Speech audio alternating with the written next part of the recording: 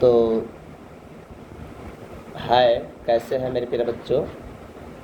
आप सब ठीक होंगे। आज मैं आप सबों को कुछ हिंदी की बातों को स्पष्ट रूप से बताऊंगा।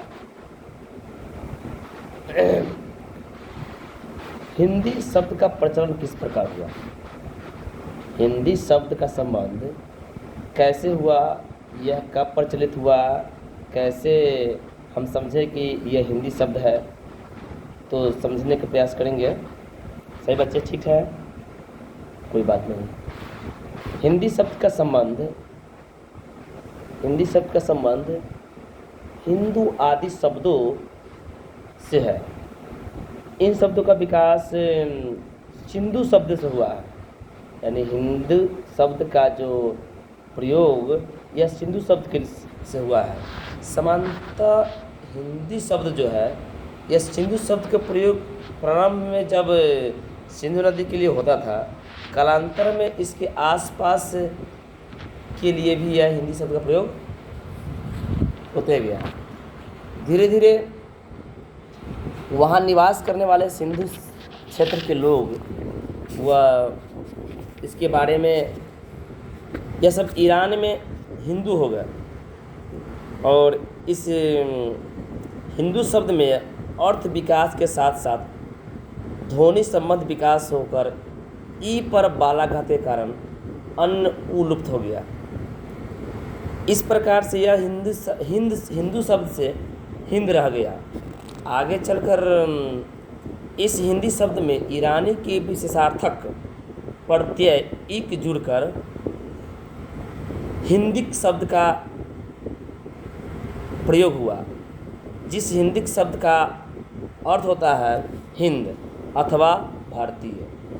इस हिंदिक शब्द का क के लुप्त हो जाने के कारण हिंदी रूप में हुआ। इस प्रकार हिंदी शब्द का अर्थ भारतीय हुआ। क्या हुआ? भारतीय भाषा में हिंदी का प्राचीन प्रयोग 1000 से 1300 ईस्वी के आसपास की यह घटना है।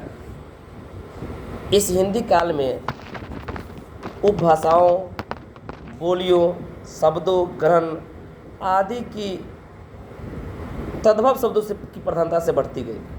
भाषाओं में भी कुछ बदलाव हुआ, शब्द में परिवर्तन हुए।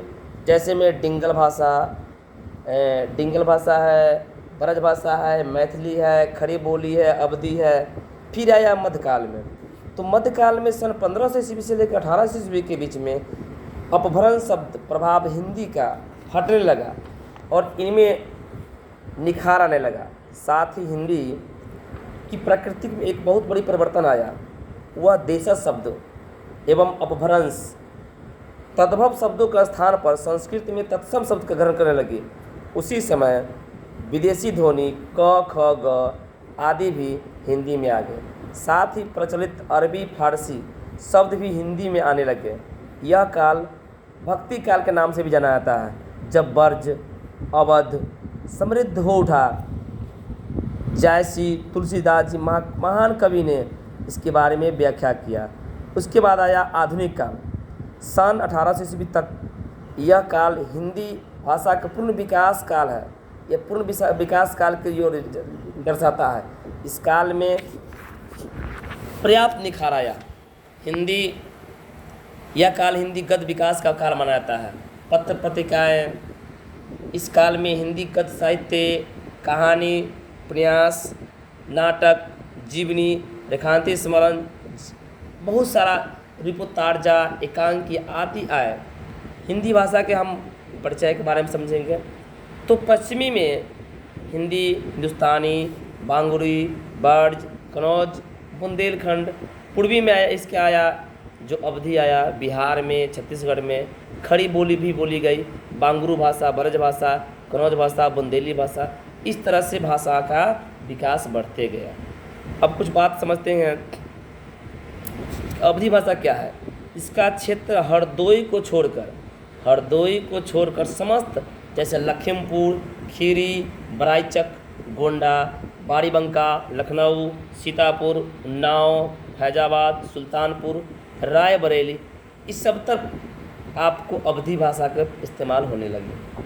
ठीक बघेली भाषा, तो बघेली भाषा का इस्तेमाल आपको दक्षिणी उपशाखा से भी माने जाते हैं, जिसकी केंद्र माना गया है आपको दामोदर, जबलपुर, मंडाला और बालाघाट, बहुत सारा जगह है, रायगढ़, उदयपुर, जयपुर, इस सब तर आपको बघेली भाषा बोला जाता है। और छत्तीसगढ़ में भी उदयपुर, रायपुर, खैरागा, बिलासपुर, इस सब में छत्तीसगढ़ी भाषा बोली जाती है। तो आज का विषय हिंदी यहीं पर ख़त्म करता हूँ, फिर मिलेंगे आपसे नेक्स्ट वीडियो में, तब तक के लिए धन्यवाद।